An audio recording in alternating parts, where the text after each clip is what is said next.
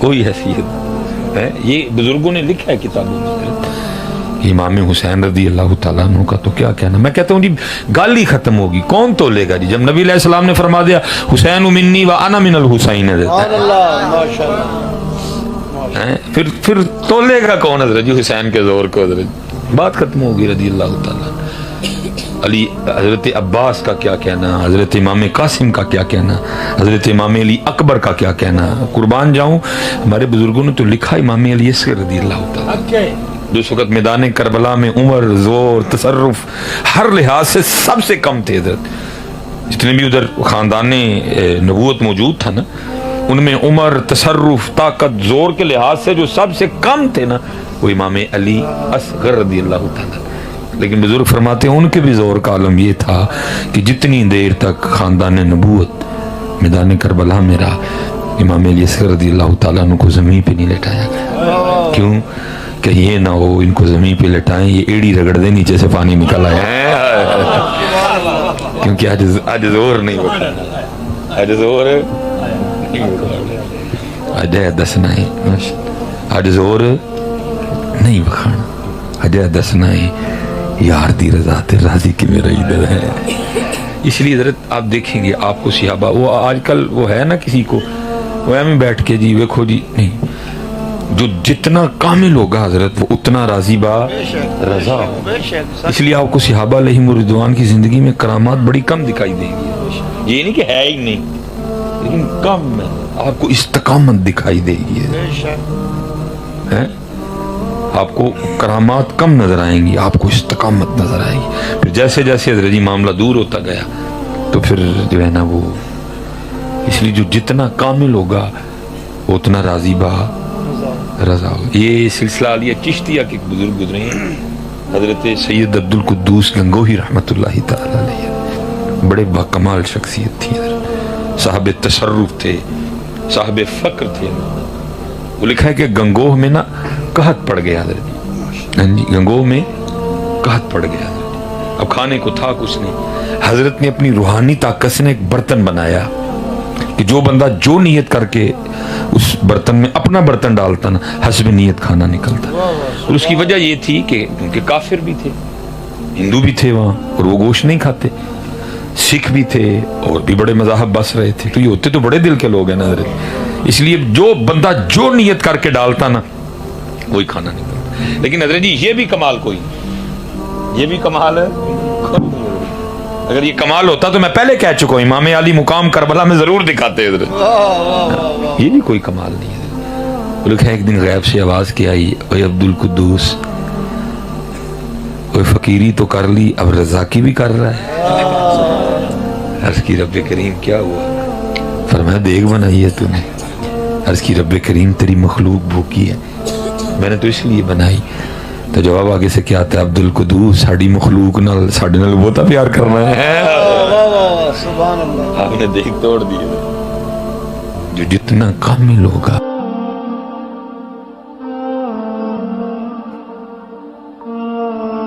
سردی ہے پھر روئیں گے, بہار آئے گی پھر روئیں گے, گرمی آئے گی پھر روئیں گے, بارش آئے گی پھر روئیں گے, نہیں آئے گی پھر روئیں گے. پتہ نہیں ہم کیا ہیں. لیکن میں آپ سے اتنا, چلو بات آ گئی ہے بیٹا. حدیث پاک کا مفہوم ہے, میرے محبوب علیہ السلام نے فرمایا بروز قیامت لوگ سب سے زیادہ اپنی زبان کی وجہ سے پھنسیں گے. یہ ذکر کے لیے, یہ درود پاک کے لیے. اس لیے تو لکھا ہے جناب صدیق اکبر, صدیق اکبر مسجد ہے جامع مسجد صدیق اکبر رضی اللہ, لکھا ہے اتنے محتاط تھے جناب سیدنا صدیق اکبر رضی اللہ تعالیٰ عنہ کہ آپ اپنے دہن مبارک میں پتھر رکھا کرتے تھے. کوئی بڑی ضروری بات ہوتی نا کہ جس کا بات جواب دینا آپ مناسب سمجھتے تھے, آپ پھر پتھر نکال کے بات کا جواب دے دیا کرتے. نہیں تو پتھر, نہیں تو پتھر, تاکہ کوئی بات ہی نہ نکل جائے حضرت اللہ اور اللہ کا رسول ناراض ہو. اس لیے تو کہا گیا حضرت پہلے تولو پھر بولو. حضرت اتنے تول ہے ہی کوئی نہیں, میں بولو ہی بولو حضرت, جو آیا منہ سے نکال دو.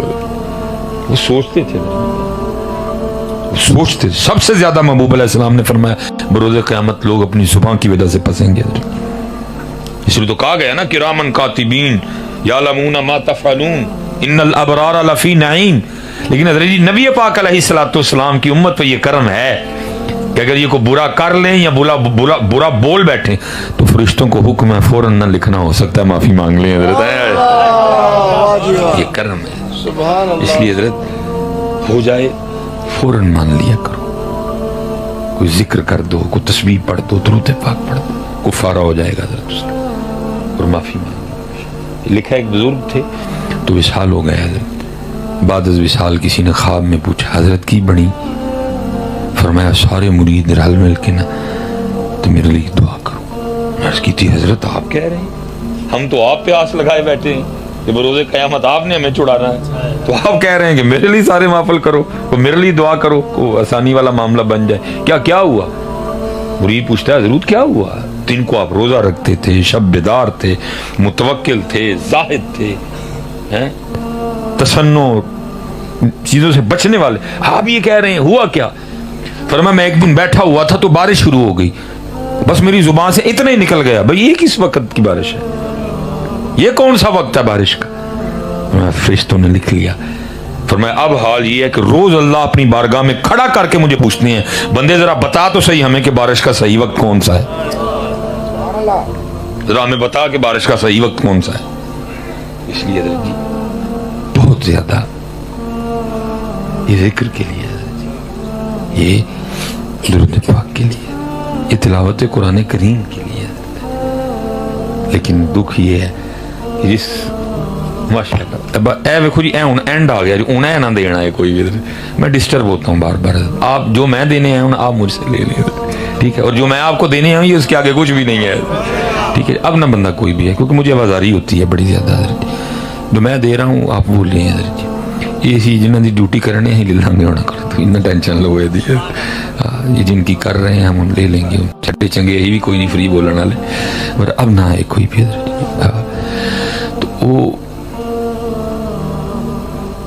یہ ذکر کے لیے حضرت جی، اس لیے کوشش فرمایا کریں حضرت کہ پہلے سوچ لیا کریں پھر بولا کریں. ہم بہت کچھ اس طرح کا بولتے ہیں کہ بس اللہ دی پناہ ہی نہیں، ذکر حضرت. اور قربان جاؤں آپ اگر کبھی کیمیا سعادت پڑھیں مکاشفۃ اللہ، آپ حیران رہ جائیں گے ہمارے بزرگوں نے کس کس حال میں ذکر کیا. حضرت جنید بغدادی علیہ الرحمہ کے لیے لکھا ہے کہ آپ وہ حجام کی کرسی پہ بیٹھ کے نا وہ اپنا خط بنوا رہے تھے. اس نے حضرت کی زلفیں تراشی، اس نے حضرت کی داڑھی مبارک ٹھیک کی، پھر باری آئی حضرت کی مونچھیں ٹھیک کرنے کی. جب اس نے وہ قریب کیا نا جو بھی اس کا اوزار تھا تو حضرت نائی کی کرسی پر بیٹھ کر بھی اللہ کا ذکر کر رہے تھے، ہونٹ ہل رہے تھے، ہونٹ حرکت میں تھے. عرض کرتا ہے حضرت یہ لوہے کا ہے، اس طرح یہ نہیں دیکھے گا لب دنیا دار کے ہیں کہ کسی اللہ کے ولی کے ہیں، یہ تو چلے گا تو کاٹ دے گا. اب اس طرح نہیں کرتے، تھوڑی دیر کے لیے ذکر روک دیں تاکہ میں مجھے ٹھیک کر رہی ہوں. فرمایا یار تو اس طرح چلا، ہونٹ کٹتا ہے تو کٹنے دے، میں نے یار کا ذکر نہیں چھوڑنا ہے. اور جی حال کیا تھا لکھا ہے کتابوں میں. اب فرماتے کئی سال گزر گئے، میرا دل کر رہا تھا انجیر کھانے کو. اللہ پوری ایک سورت موجود ہے قرآن پاک میں اس کے نام پہ، انجیر کے نام پہ، والتین. نبی علیہ الصلوۃ والسلام نے فرمایا اگر جنت کا کوئی پھل زمین پہ آ سکتا ہے تو یہ انجیر ہے حضرت. اتنا مبارک پھل ہے حضرت یہ انجیر. وہ دل کر رہا ہے کھانے کو حضرت جس کی اللہ قسم کھا رہے ہیں حضرت. فرما رہے کئی سال گزر گئے، میں اپنے نفس سے لڑ رہا تھا، میں نے اس کی خواہش نہیں پوری کی کوئی بھی. حال یہ تھا حضرت. فرماتے ایک دن نہ میں روزے سے تھا، میرے نفس نے پھر تقاضا کیا انجیر کا، اور جنید انجیر ہی کھوا چھڑ کے دے، جنید کبھی انجیر ہی کھلا دے. اب فرماتے میں نے کہا چلو آج تھوڑی دیر کے لیے نفس سے صلح کر لیتا ہوں، آج روزہ انجیر سے افطار کروں گا. آپ نے اپنے مرید کو پیسے دیے، فرمایا جاؤ انجیر لے کے آؤ. وہ انجیر لے آیا آپ کے لیے. جب وقت ہوا افطار کا آپ نے بسم اللہ شریف پڑھ کے انجیر منہ میں رکھی اور پھر رونے لگ پڑے اور آپ نے انجیر تھوک دی. حضرت وہ مرید عرض کرتا ہے حضور کیا ہوا؟ آپ نے کھائی نہیں انجیر، تھوک کیوں دی؟ پھر میں کئی سالوں سے میرا نفس انجیر کا تقاضا کر رہا تھا، اور میں اپنی نفس کی اس خواہش سے لڑ رہا تھا. آج پھر اس نے تقاضا کیا تو میں نے کہا چلو آج تھوڑی دیر کے لیے اپنے نفس سے صلح کر لیتے ہیں, آج روزہ انجیر سے افطار کریں گے. فرمایا بس انجیر کھانے کے لیے منہ میں رکھی تو پھر اندر سے آواز کیا آئی نفس کی. اس نے کہا جنید پھر ویخ لے اینے سالاں دی لڑائی میں جیتی گیا ہوں نا. یہ حال تھا ان کا.